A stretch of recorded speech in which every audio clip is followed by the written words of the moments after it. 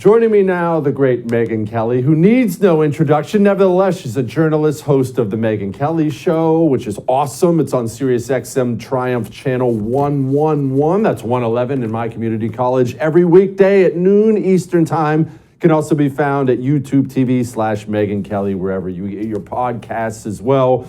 Megyn, talked a little bit about the Biden documents. I don't know. I guess I'm not hopeful that anything's going to come of this. No. It is a big deal, but it's not going to get treated like a big deal. But am I wrong?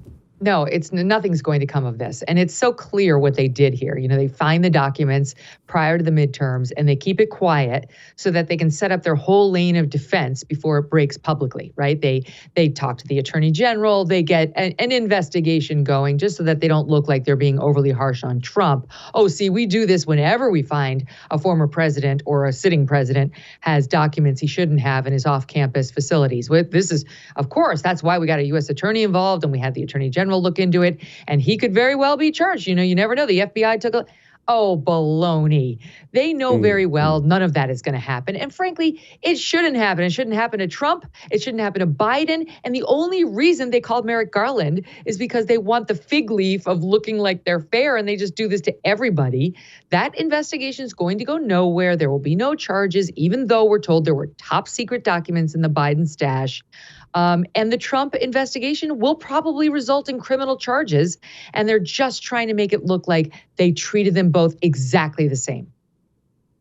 Megyn, you're the smart person who went to college and you know all this legal stuff. So I have to ask, does it, I know the Biden stuff's going nowhere, but does it give Trump some legal cover that Biden was busted with some documents too? Does it give him any cover at all? Does it help him? I mean, I think it helps him in the PR war. I'm not sure it helps him in the legal war, but it certainly helps him in the PR war because the average American can understand they both did it and they only went after the one guy. You know, that's the bottom line for a lot of people. And I recognize there are differences. Trump did all the things he did. You know, we understand that these two situations are not exactly the same.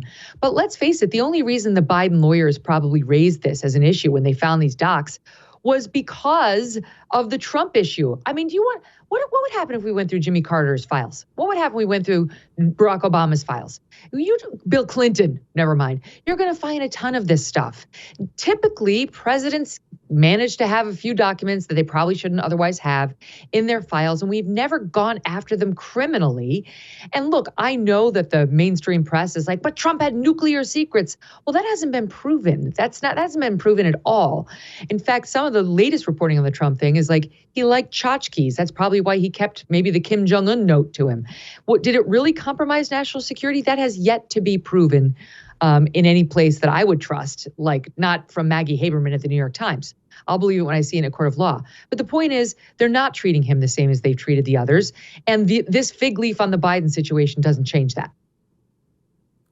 The Bill Clinton files. Better wear some rubber gloves for that one. All right, you know what? Let's talk about the timing of all this. Joe Biden, he's prepping for a 2024 run. I can't believe I'm actually saying that out loud. He's apparently prepping for a 2024 run. They're clearly flirting heavily, the Democratic Party is, with Gavin Newsom. They're dancing, their hand is on his butt, but Joe Biden's saying he's going to run. What am I supposed to make of the Democrat primary in 2024? I think the Democrats feel energized by those midterms and actually think that this, man who's really struggling with his cognitive abilities can nonetheless, if he can't actually do the job, he could re-win the job. And they are going to stick with the one that brung him. You know, I think that's kind of the thinking, because these same people in that Hill article and other places are saying, I didn't believe he could do it before, but now I do. I was a doubter, but now I'm a believer. But they're totally discounting the whole line of concern when it comes to his mental function. I mean, Jesse, just this morning we were talking about on my show, when he went down to the border for his 2 minutes, he managed to commit another gaffe. He met somebody from the Salvation Army. You saw from the Salvation Army, and started saying, like, I spent time with the Secret Service over in Ukraine. What? Then he corrected himself and changed it to Salvation Army. So unclear whether, he misspoke or he was genuinely confused. But the Salvation Army plays the music on the corners at Christmas time, and you donate to help, but they don't protect you. It's like, he was one step away from asking them, the guy, how many Taliban kills he had. It was like, hello. Megyn, I understand that it's tough. You got to dance with the one who brought you, as you pointed out. But have they considered that Kamala Harris is the successor? Joe Biden is a very old man, and I don't wish any physical harm on him whatsoever, but he's an old man, not doing well, going to run him another 4 years. What happens if, God forbid, they have to cart the man out the back of the White House and she has to take over? Isn't that disaster for a party to have somebody that unlikable as the face of the party? Yeah. I mean, I think what we've seen when it comes to these elections and maneuvering and so on is the Democrats may be objectionable and outrageous in some of their policies, but they're not dumb. Like they're pretty savvy in their strategy in a way I think a lot of people wish the Republicans would be a lot of the time, right? Like they pulled off those midterms by making it abortion, Trump, all the stuff. So they know she can't win. They know this, which is yet another reason why it's like new life in the Biden sails. Oh, they don't care if they have to weaken and Bernie him over the line a second time or he's got to go back down in the basement. They know they can't win with her and they know they can't bounce her, given their commitment to identity politics. So, and certainly not for like the white man out of California, Gavin Newsom. So they need Biden to be their guy this just until they get over the finish line for the second term. And whatever happens from that point is somebody else's problem. I'm sure they'd love to see her subbed out. Yeah, then they'll figure it out from there. All right, Megyn, finally, the Republican side.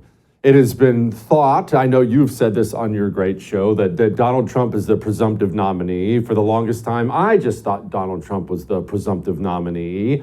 I don't know if I believe that anymore, and I'm going to ask his son about that coming up next. I don't know if I believe that anymore. There have been missteps. He seems a little maybe out of touch, and whatever you say about Donald Trump, out of touch is not something that I would have called him ever. But am I crazy? What am I seeing right now? I still think he's the presumptive nominee. It's not to say he's, 100% going to get it, but I'd certainly put the money on him over anybody else right now, including DeSantis. And that's not to say that DeSantis isn't necessarily going to be the standard bearer of the Republican Party, but right now it's still Trump. He's a former president. It's tough to match that, whether you're a Dem or a Republican. He's a former president who can still run and says he is running. And by the time he left office, had huge support from the Republican Party. Yes, he hurt himself with the January 6th stuff and since then, but most Republicans also believe the election was stolen from him. But, his inability to focus on them as opposed to himself, I think, is hampering him somewhat. But that's not to say when he actually goes full Trump on DeSantis or anybody else in a primary, they're not going to immediately fall right back in love with him and get back on board. So I still think the smart money's on him. I think DeSantis will probably be the Republican nominee, if not this time, then someday. But I don't think with Trump in the race, it's this time around. Megyn Kelly, you're the best. Talk soon. Support the First TV today and get instant access to exclusive specials like Who is Ron DeSantis, the history of FBI scandals, and America's worst presidents. Visit thefirsttv.com/support or download the First TV app to become a supporter and start watching today.